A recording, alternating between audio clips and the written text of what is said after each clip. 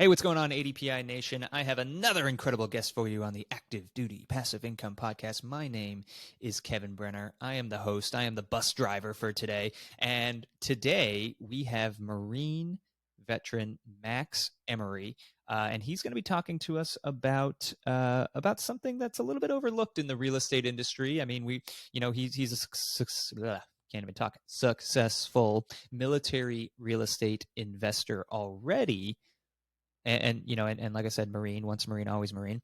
But we're going to be talking about bookkeeping. And there's no real way to make bookkeeping exciting, but I'm going to try my damnedest because it's really, really important. It's very overlooked. And I think this is super relevant now because, we're recording this in February. And for those who don't do extensions on their taxes, tax day is April 15th, right?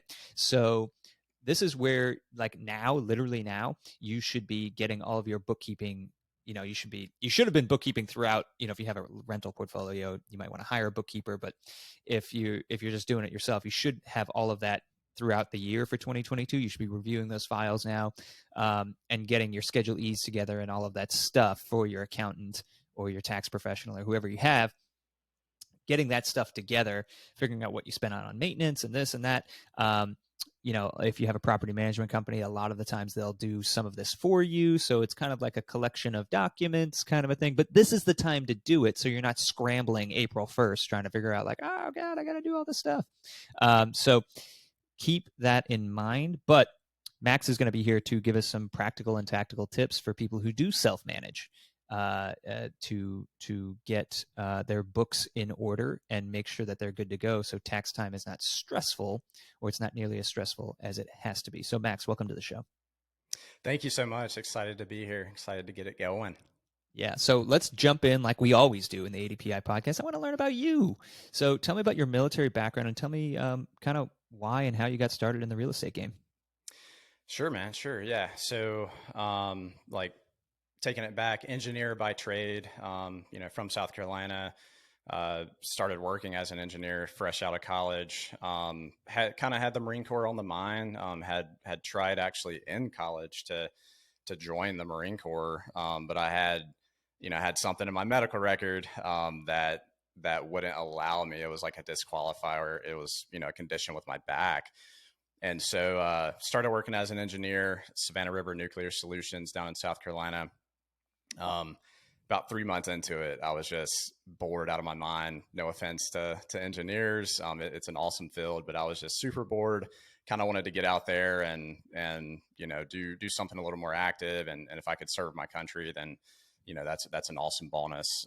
So went through this whole medical cycle of, getting that thing cleared and ended up, being able to qualify to go to officer candidate school and all of that good stuff, the officer pipeline in the Marine Corps. So was able to join that. That was back in 2016, late 2016.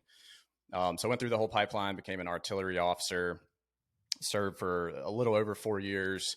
And yeah, I mean, that's pretty much the kind of the wave tops on the military service. And I actually found real estate investing, found out that it existed while I was in the Marine Corps. So I was deployed to the Pacific, doing the 31st MU Marine Expeditionary Unit. Mm-hmm. And we were actually on our way from Japan to Thailand. So we were in the South China Sea. If you've ever been on a ship before, you don't get things like Wi-Fi and, be able to watch your shows and that sort of thing. So brought some books. One of the books that I brought was Rich Dad Poor Dad. And that completely flipped the script for me. It blew my mind.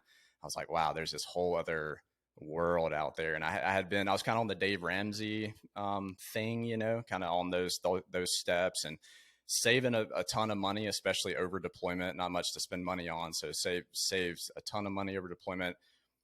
And I didn't know what I was going to do with it. Read Rich Dad Poor Dad. I was like, okay, cool. I'm buying a duplex. I'm doing it. Nice. So read that book. Actually started submitting offers from Japan in the U.S. In South Carolina and North Carolina. Wow. The time difference was tough. I was up in the middle of the night speaking with realtors and that sort of thing, trying to get it going, and lenders, that whole thing.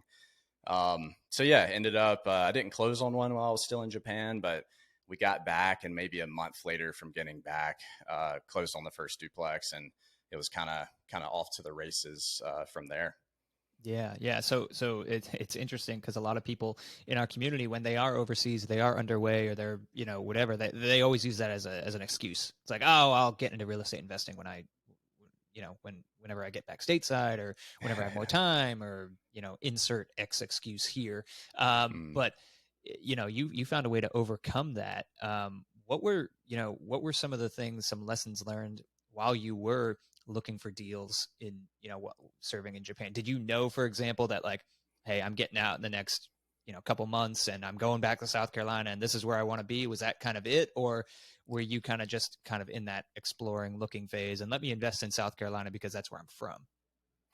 Yeah, so I had a competitive advantage in South Carolina because that was where I was from, and Mm-hmm. grew up right below the North Carolina border. So I was pretty familiar with some parts of North Carolina as well. So I was really looking in places where I knew people and where I kind of knew the lay of the land, the neighborhoods, and that sort of thing. And so, I mean, I still had to build my team, right? I was, right after Rich Dad Poor Dad, I started reading Long Distance Real Estate Investing by David Mm-hmm. Green, Mm-hmm. because that's essentially what I was trying to do, right? So I'm like, I need a playbook to just walk me through, and that's an excellent tactical book. If anybody hasn't read that book and they're trying to invest at a distance, it's awesome. Oh It lays out yeah, the he questions. literally like gives you like what email should you write to your real estate agent, and like you just copy it. Well, I mean, you don't copy and paste it because it's a book, but you literally Right, like right. you old school copy and paste. You just copy it and you put It's that in there, and it nuts. works every single time. The first time I read that, and I was just like, oh wow, this is super easy. Dude, yeah. I mean, he laid the whole thing out for you. What to ask your property manager, how to interview lenders and realtors, and like everyone who you need on the ground if you're not there. I mean that book just lays it out. So it's essentially the blueprint. So yeah, I was devouring that book. While I was making offers and got something under contract, and yeah, literally like typed up all the questions you're supposed to ask the property manager and all that, and that's that book essentially got me through the first one.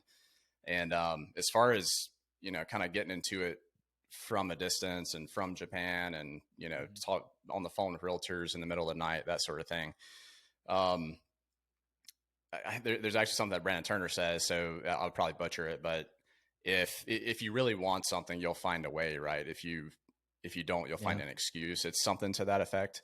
So I had that playing in my mind. I discovered Bigger Pockets while I was also in Japan, on that same deployment, and started devouring those episodes. And I heard Brandon say that in one of the episodes. I was like, okay, I'll keep that. That's a good one. So yeah, man, really just pushing through it, and trying to talk to people who have done what I was trying to do. That made a huge difference. Yeah, yeah, and it's funny you say that, and being in Japan and looking to invest. Co-founder of Active Duty Passive Income, Adam Labar, he his first deal ever in real estate. He was stationed in Japan. He bought a 62 unit multifamily property. What? Yeah, like just jumped right in. But I mean, he was doing the same thing. It's the same underwriting, the same process, same just at scale. And he was able to raise the capital and do all the stuff, but all overseas. So that yeah, That if is nuts. yeah, so like the pretty much just what you said there, and what Brandon says, it's we can come up with excuses for everything, but I trust that the people taking the time right now to listen to this podcast, they're of the mindset that they're not going to be making excuses. They're just going to take action. And you don't have to take, like, I think the term taking action, I obviously throw that out like everywhere. It's one of the the three legs of the ADPI triad, right? Learn, network, take action. But that it's kind of throwing it out there. It's not like you have to take like massive action every single day.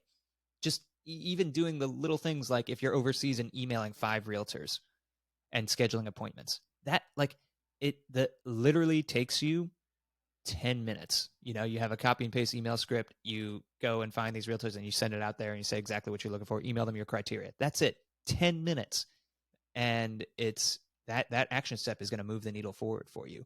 But if you keep coming up with reasons in your head why you can't do something, then you won't. So it's Absolutely. all of this game is a mental game. So Max, you bought that duplex, and then what? Because you built a pretty sizable portfolio relatively quickly. So is there Yeah. some maybe nuggets that you'd like to share with folks who have closed their first deal and are looking to scale? Yeah. So I wouldn't do it necessarily the way I did it, to be honest with you. There's your first. If I could Don't go do back, this. right? But I'll walk you through it. So, you know, I think it was August. We'll call it August 2019. I think it was whenever I closed on that duplex. Mm-hmm. As soon as I close, renovations are underway. Another one pops up just like it. Basically the same underwriting, same pro forma, all that stuff. And so pulled the trigger on that one, got under contract. I'm a fan of the Bird method. I pretty much do the Bird method on almost everything we've purchased. So obviously I wasn't gonna be able to refinance the first one prior to buying the second one.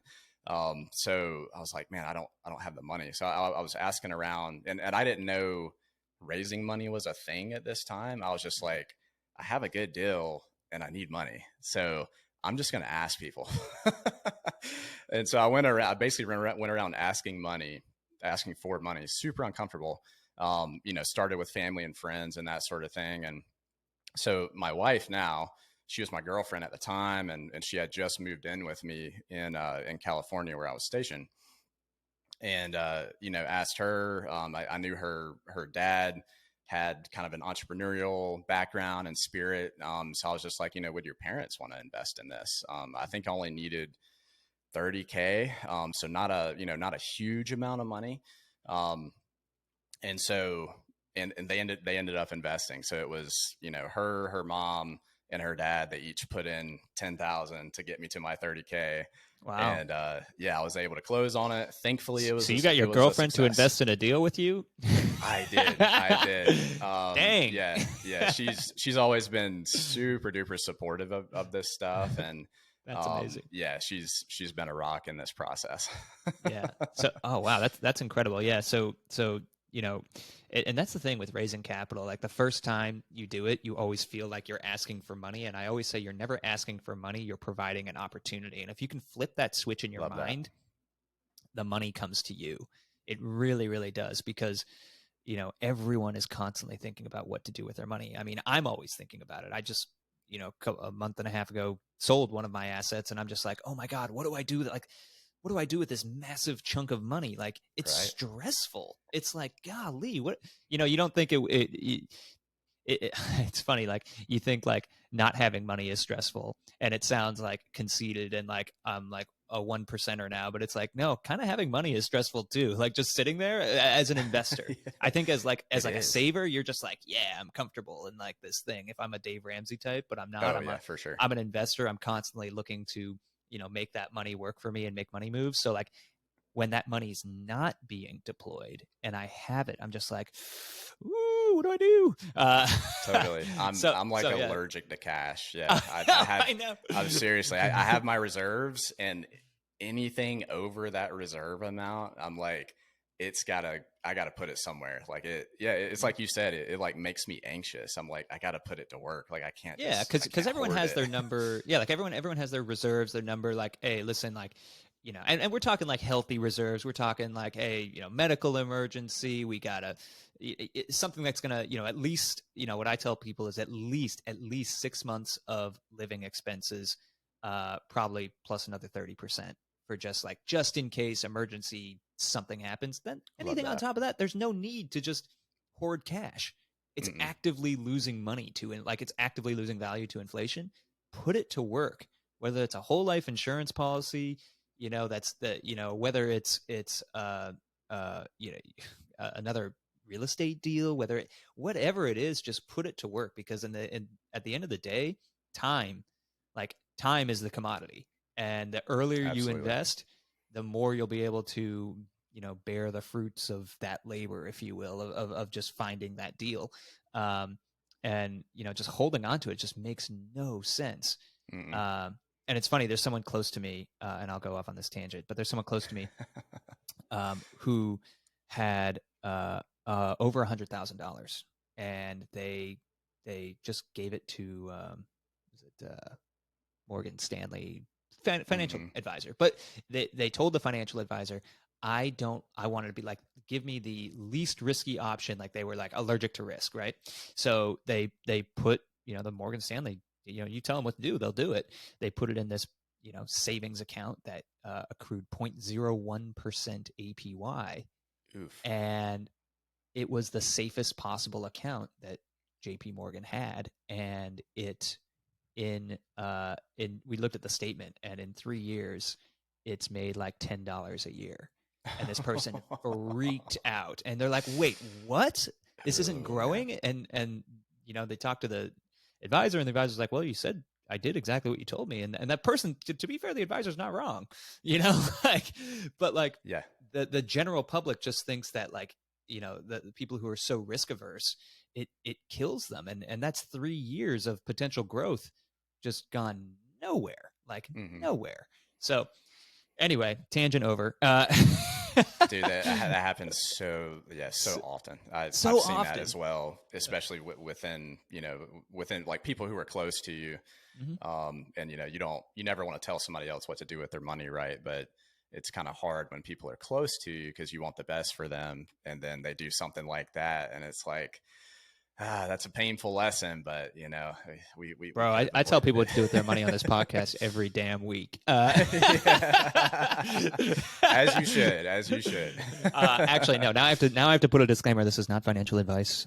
Consult your attorney and tax Yes. advisors. This is just financial education. Yeah. But no, in all seriousness, and getting back to the point here. Yeah. So you were kind of doing the Burr method, and you were scaling, and you got your family to invest in this deal. So now you're up to 4 units. Then what happens? Yeah. So then I take a little pause, just to kind of reassess, like, do I want to continue to do this same thing, or do I want to grow a little faster? And I still had maybe a year left in the Marine Corps. So I wasn't, at least for that portion of time, we were going to still be in Southern California, investing at a distance. So around that same time, it was like perfect timing. After I was kind of in the middle of rehabbing that second duplex, reconnected with a college buddy. We were like best friends in college. We went our separate ways, hadn't spoken in a few years. And so we were catching up, and he just out of the blue, I never mentioned it. He out of the blue started talking about real estate investing, started talking about, rentals, flipping, just the whole thing. He was very interested in that. And he had some cash sitting around, and he had access to capital as well, because being in a workplace with a lot of young engineers, he is an engineer. You know, everybody's trying to figure out where to put their money, right? So Sure. so we formed a partnership and ended up, purchasing, basically doing the Burr method together, but raising private capital to do it. So we started raising money right out of the gate. I think our first purchase early 2020, I believe. Couple of duplexes as a pair. It's like a portfolio kind of situation. Yeah. And we went back to the same guy, bought another couple of duplexes after a few months. And then we were off to the races as a partnership. And that's kind of how we scaled on that side. And so got out of the Marine Corps. My wife and I went to Utah, like northeastern Utah. We just thought it'd be a cool place, to live and kind of start this new chapter. A lot of outdoor stuff to do there. So, so we ended up purchasing a duplex, and house hacking it. So Nice. now in the personal portfolio, we have 6 units, living in one, and then the other 5 are rented out. So that house hack worked super well. Used the VA loan on it, which I try to get information out any chance I can about the VA loan. If you have served or if you are serving, like, it is phenomenal. I mean, we bought I think it was like $350,000 or $360,000 duplex. And this is right before the market took off too. So I was like, man, I kind of feel like we're overpaying. And Sure. then after we purchased it and we're house hacking it, then the market just blew up. And I'm like, wow, so glad we bought that. But so $360,000 asset for, I think the closing costs were like 5 or 6 grand. I mean, Nice. it's nuts. You know, the VA loan is And do amazing you if you still have have that that? option. Are you there right now? So we moved out of it. We lived there for I think a year and a half, maybe 2 years, and then moved out of it, and we kept it. We're just renting it, you know, Hmm. as a long term rental. Both units, it cash flows very very well, and I actually pulled a HELOC on it too to have just more access to capital to be able to invest. So yeah, I mean that I think that purchase has probably been our most valuable like investment I think we've ever made. Yeah, 100%. Yeah, I think. Yeah. I mean, and it's crazy because I had a similar story. My bought a quad for 350, and 4 years later sold it for 815, Oh, and that's awesome. but it was with the VA. I mean, I think I Wow. was all in like $3,300 out of Yep. pocket at closing in 2018. So I was like, So wild. okay, like this is pretty sweet. And yeah, it's just having that in your back pocket is so powerful. And it's like really the the cornerstone of what we teach at Active Duty Passive Income is if you're trying to get started and you have access to that, this is how you can best leverage that. Stay within the rules, stay within the law, and do it the right way, but do everything that you just did, Max, and it's a great like wealth builder. Way better than, I don't even know if like USA and Navy Fed do it anymore. They used to do like the career starter loans, like way better than that. Oh. uh, Yeah. Yeah. Oh but yeah. it's definitely an awesome thing. So so you've built up your portfolio now. So how many doors do you have right now?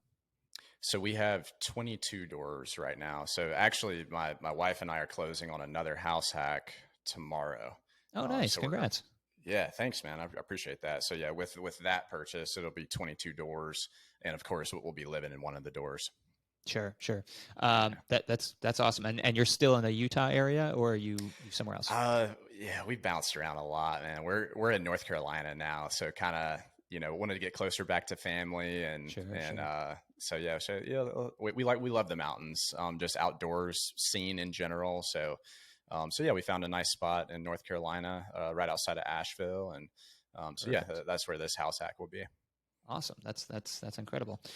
So okay, cool. So kind of let's talk about what we promised we were going to tell the people about, and that's bookkeeping. Bookkeeping. Oh, stress, Gross. anxiety. Ooh, gross. Yeah, bookkeeping.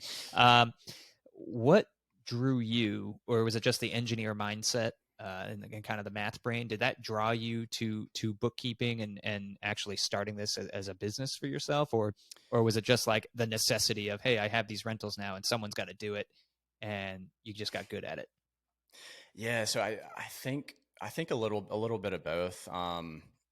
So about a year and a half into my personal investing journey, you get around a lot of other investors. You want to get around other people that are doing what you're doing, so you can learn and you can just hash things out. So I was going to meetups and virtual meetups and masterminds and all sorts of things. And a trend that I found with kind of the non-corporate real estate investors, so like us, and Mm-hmm. probably like most of the people who were listening to this, the big trend I saw was most were a little unclear on their numbers, so didn't totally know their numbers.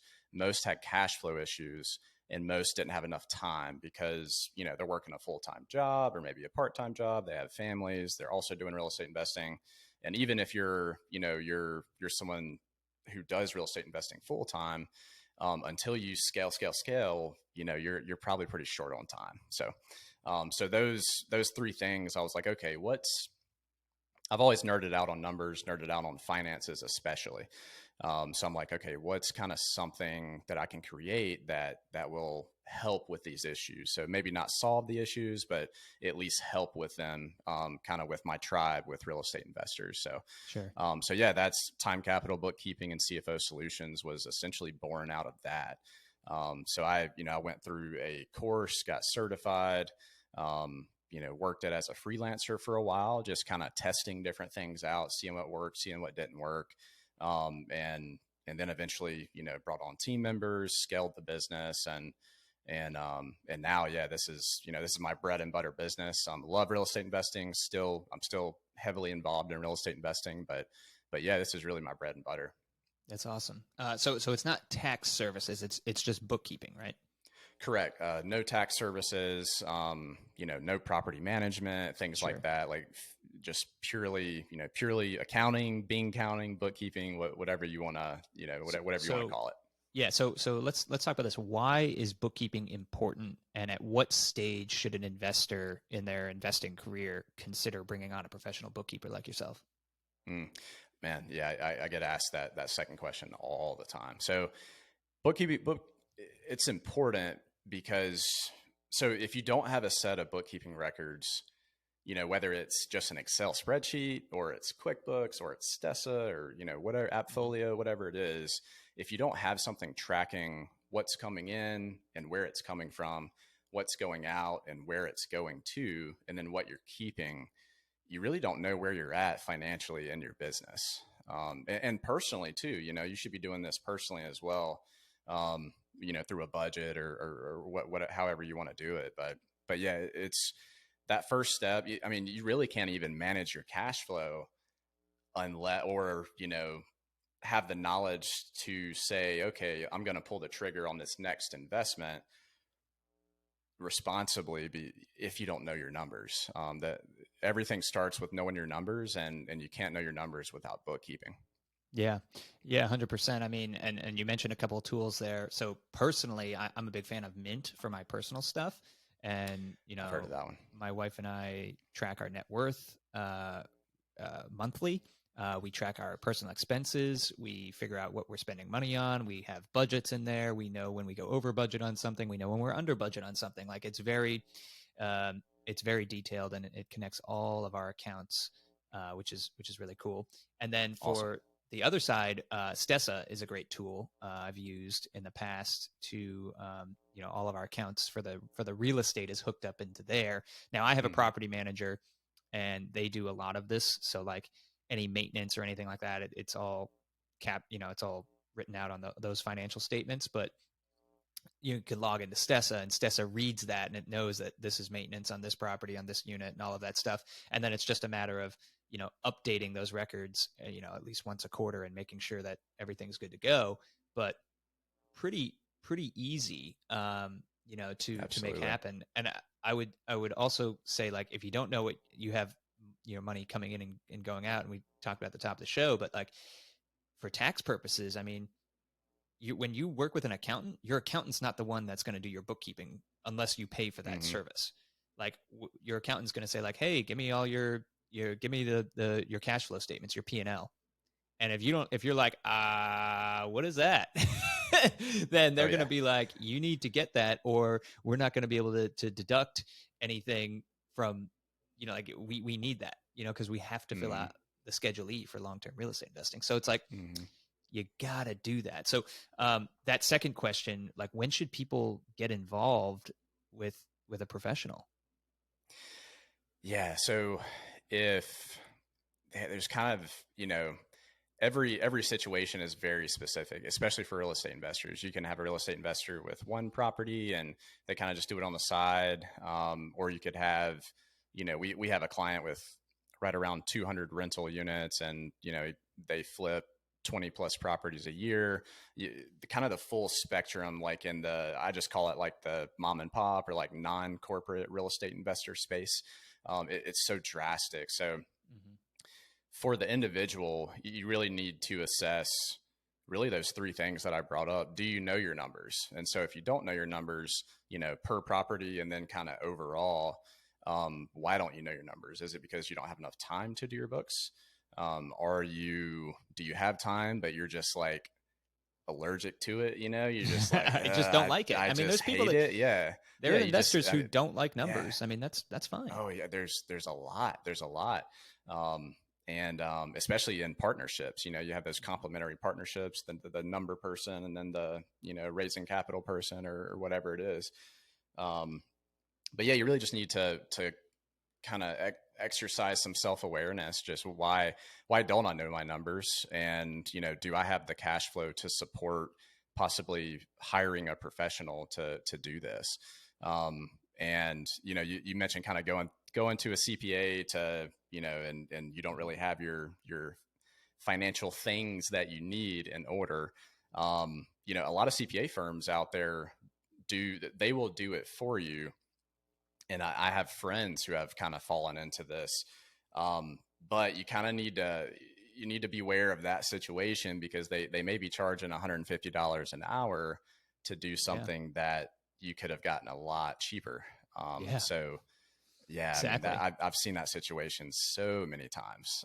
So, if you don't, kind of the other side of the question as well is, if you are doing your books, are you spending too much time and mental energy on that task that you could just outsource, and you could spend more time on those, like revenue generating activities within your business? That's a huge one.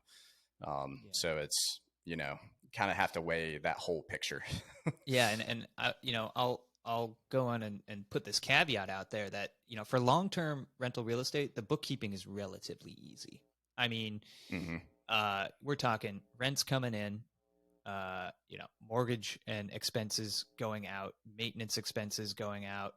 Your mortgage already includes your principal, interest, taxes, and insurance, right? So then the other things that you're tracking is pretty much, your maintenance and any capital expenses. So of that maintenance, are we talking hot water heaters, roofs, air conditioning units, stuff like that? You just kind of tag it, if you will, and you could do it on a spreadsheet if you want, or you can use Stessa, or you can use this. But it's relatively easy for long-term real estate investing. Where I personally got super involved in the bookkeeping and implementing the profit first method was with my short-term rentals, because that is just a lot more active. I mean, we're talking paying the cleaners, we're talking rents coming in from different platforms, from Airbnb and VRBO and booking.com and all of this stuff, and multiple units, and all kinds of different crazy expenses like supplies and all of this stuff. So that's when I brought on QuickBooks, and I mean, I do the bookkeeping myself, honestly, because I like it and I like to understand the health of my business. Nice. And it's, I spend maybe a week on those short-term rentals. I don't know. I mean, to match the transactions, QuickBooks has gotten so good at just like, pretty much you build rules in there. So it knows, for example, like when a charge comes through from my cleaner on this credit card, it knows to assign it based on the value amount. It knows to assign it to this property. And it's just like, it just comes up with a message like, would you like to review this and make sure it's okay? And I click one button. It's like, reviewed, done. It's tagged. Everything's like it. So there's a lot of done for you in the software, which is great. And it's like, I don't know, $25 a month or something, like not a significant amount of money. So that's where I got really involved, kind of personally on the bookkeeping side, but continuing to scale that business would require someone, I can have someone else do the matching of the transactions and making sure everything is squared away there. And that's where I would bring a bookkeeper on board just to do that. But I certainly wouldn't pay a CPA $150, $200 an hour to go and do this at the end of the year and like try to figure out, oh, hey, here's like, honestly, for my stuff, Max, I actually let my CPA into my QuickBooks account, and they just pull all the reports that they need, and it's done. Like I can grant them access, and it's just like, here you go, take it, run with it, and call me if you have any questions. And the whole thing's done. It's amazing. So because they use QuickBooks and they know exactly what they need to get. So it's pretty cool. Yeah, Kevin, I would say if you came into our firm, you'd probably be like the dream client, right? Like you have your, I mean, I'm being just based on what you've said. Obviously I haven't seen your accounts, but it's all tagged differently and just wrong. And it's just right. But I mean, it sounds like you have your financial accounts kind of figured out. There's a rhyme or reason for, why each account exists. And yeah, you're putting rules in place, and yeah, it sounds like you're doing an awesome job.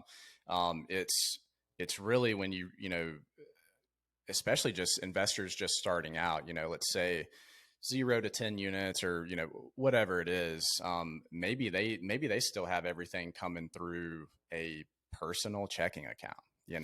I mean, we see this all the time. And so you have a ton of personal transactions mixed with business transactions. And now we have to kind of separate everything out, and we have to say, okay, now, what goes to 123 Main Street versus 124 Main Street. And then, we start getting into entity structures and all of that. So as a real estate investor, and I know that 95+% of our transactions that we need to factor into our business, that transaction needs to go to a specific entity, to a specific property, sometimes to a specific unit, within a property, within an entity. And so it can get crazy really fast. And so that's kind of where the professional bookkeeper comes in, if you don't want to spend a whole lot of time and energy trying to figure that out. And something that we find is that the profit and loss statement, we call it the income statement, it's usually, decent whenever we inherit someone's books, a real estate investor's books, but it's usually the balance sheet that is like crazy off, like nothing's been reconciled. Building basis versus land basis hasn't been factored in, like depreciation hasn't been factored in. Oh gosh, yeah. CapEx is like miscategorized. So yeah, kind of those facets. But yeah, so if we get a client like you, I think we'll be in pretty good shape.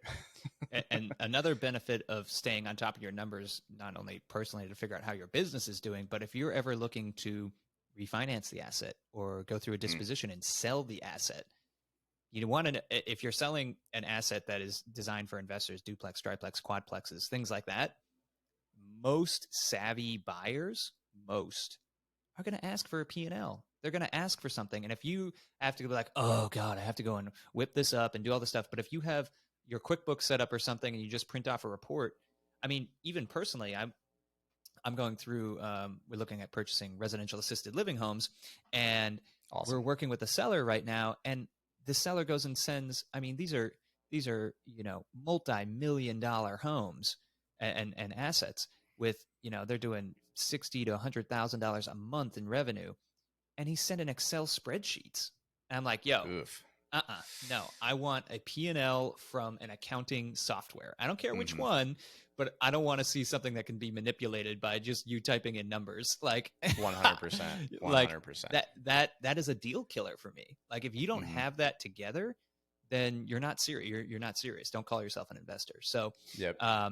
Yeah, I think, that is something that if you have your ducks in a row, you're just more in tune to your business, the health of your business. You have a pulse of what's going on.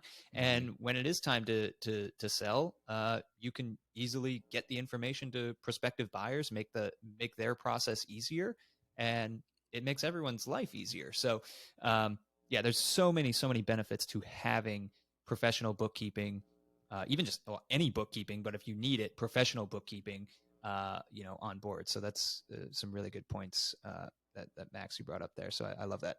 All right, man. Well, I think it's time. We're running out of time, so I got to take you to the bonus round. And we'll ask you the same 4 questions we ask every other guest. You ready? Let's do it. Question number 1: what book or software has really been crushing it for you lately? So, book Profit First for Real Estate Investing by David Richter. So I've actually been chatting with David the past few months, connecting with him just via social media. I read his book a while back, I think when it first came out. But it's based off of Mike Michalowicz's, if I said his name right. No one knows how to say his name. Yeah. I struggle every time. Yeah. So his book, original book, Profit First, it's a spinoff of that specifically for real estate investing. And it is awesome. And David actually has a company called Simple CFO Solutions. And they specialize in Profit First and specialize in implementing that cash flow management system specifically for real estate investors. So yeah, read that book. It's a very quick read. I have it behind me in the screen. I recommend it to literally everybody. Yeah, it's an incredible book, and it's actually required reading if anyone listening here is joining the Short Term Rental Academy or has joined the Short Term Rental Academy and cohort. Mm. It's required to read during the academy because it's Oh, that that's awesome. powerful. Um, not the real estate one. I haven't read that one, so I need to go and do my homework and read that one, just the regular profit first. But that in my first year of running short term rentals, I had read profit first before I started, and I was like, I'm just gonna I'm just gonna try this out. Like I'd never done it before, and I was like, I got nothing to lose. I'm starting a new business. Who the heck cares? And Oh I yeah. did it, and long story short, I was able to travel to Paris, Portugal, Raleigh, New York City twice. All of these things, all because I was taking a profit from my business. Oh, that's so amazing. So That like is amazing. I it love I hearing was that. yeah, and I was just like super hooked on it. And I still run it for the short term rental business, and it's great because we're able to actually have a business that makes sense and not worry and not and just you can read the book, you'll understand. All right, awesome. Question number 2: Who's your biggest hero and why? Yeah, so that would be my mom. So she, I don't know how often you get that answer, Hey man, but it's often this question can be anyone you want, and it yeah, ranges the spectrum. But I think it's a powerful question to ask because it keeps people grounded. absolutely, yeah, yeah. I mean, she. So I have a brother, and I mean, she essentially raised us, almost as a single mom. I mean, my dad and her are still together, right? That they've always been together, but he has always traveled during the week, and so we essentially only saw him on the weekends. So it was all up to mom. Like I didn't recognize any of this until I was an adult. I was like, wow, it was almost like mom was a single mom raising us, working full time, involved in the church, involved in the community, just doing all these amazing things. And yeah, I mean, she's still my biggest mentor. I go to her all the time for just everything in life. So yeah, she's a big part of who I am. That's awesome, man. I love that. And yeah, it's super important as any investor or anyone listening to this podcast, doesn't matter who you are, investor or just a human being, staying humble and understanding your roots and where you came from Mm, is really the thing that defines you. It's that first metric that defines who you are, and staying in tune with that and staying humble is a great way to relate to other people. And that's why I love asking these questions to folks. I think it's really powerful. Question number 3, lightening up a little bit. What do you like to do for fun? yeah, so love spending time with my wife. We do most things together. We love the outdoors, so snowboarding, hiking, camping, off-roading, just working out, kind of you name it. We like to do it outdoors. So and I used to, so when I was in California, Southern California, I train Brazilian Jiu Jitsu a lot. That's kind of like the mecca within America for that martial art. Mm-hmm. And so now that we're getting a little more stable, moving to North Carolina, and I'm looking to get back into Jiu Jitsu. That was a large part of my life at one point. That's super cool, man. Yeah, I'm sure that you'll find a lot of places where you're at. They're all over the place, and it's just a matter of finding the people and getting back in the gym. Definitely. Final question for you, Max. For folks who are listening to this podcast and they're considering, they're thinking about their books and they're thinking about their cash flow statements and bookkeeping and all of that stuff. What are 3 nuggets of wisdom you can share with a relatively new investor with regards to bookkeeping or just really general investing nuggets that you wanted to share? Yeah, I would say for anything, especially, I mean, this definitely pertains to real estate and bookkeeping as well. Keeping the books tight is just consistent daily action over like intense, inconsistent action. I would probably say that's the biggest thing. Something that really helped me and has helped a lot of other people as well is just networking as much as possible. So, especially with those investors that are maybe 1 to 2 or 1 to 3 years ahead of you in their journey, man, pick their brains every chance you get, because someone who's been doing this for 20 years and owns however many units or whatever, they may not even remember how it was to start in this game, to kind of get started, and all the fear, all the risk associated with that. Just kind of the mental portion of that. So yeah, 1 to 3 years ahead of you. And then just taking ownership, that's really everything, just taking 100% ownership over everything you do every single day. Extreme Ownership by Jocko Willink. I'm a huge believer in everything that he kind of preaches on that. So Yeah. I mean, it's super important just to understand, how your mind works, and taking ownership of stuff. And it kind of goes back to that statement I said about, being humble, and being kind of self-aware enough to know that, like, hey, listen, it's okay that I've been screwing up. It's okay that I haven't been keeping the tightest books or any books at all. Let's not have a pity party about it. Or, or you can do the Hal Elrod thing, and you can be upset for 5 minutes. You can be upset at yourself put your for timer 5 minutes. Yeah, put your timer on, feel all the feels, and it's healthy to do that. But then it's time to take ownership and say, okay, this is where I'm at. Now let's figure a way to I dug myself a little bit of a hole. Let's figure out a way to get out. And it's not hard. And when you're doing that figuring process, remember one thing: who, not how. Who in your network can you contact to figure out, to just have a conversation and say, oh, this is what I need to do, or share an idea, or give you a book recommendation, or do something. So no one is alone out there. You That's have huge. to leverage your network. You have to.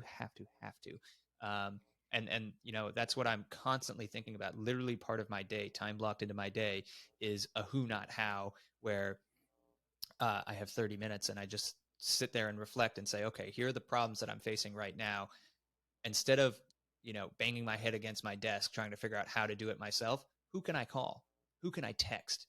Who can I reach out to on social media? Who can I email to figure out, who I think has done this before? And guess what? If they haven't done it before, all right, they might know someone who has. And that's the magic of networking. So Max Love it, is, man. yeah, that is super incredible interview, man. For folks who want to get in touch with you, where do they go? How can they do that? Sure. Yeah. So I'm all over social, Time Capital BCS. So Time Capital BCS, Bravo Charlie Sierra. You can even just email me, max@timecapitalbcs.com. And yeah, I'm out there. Reach out. Awesome.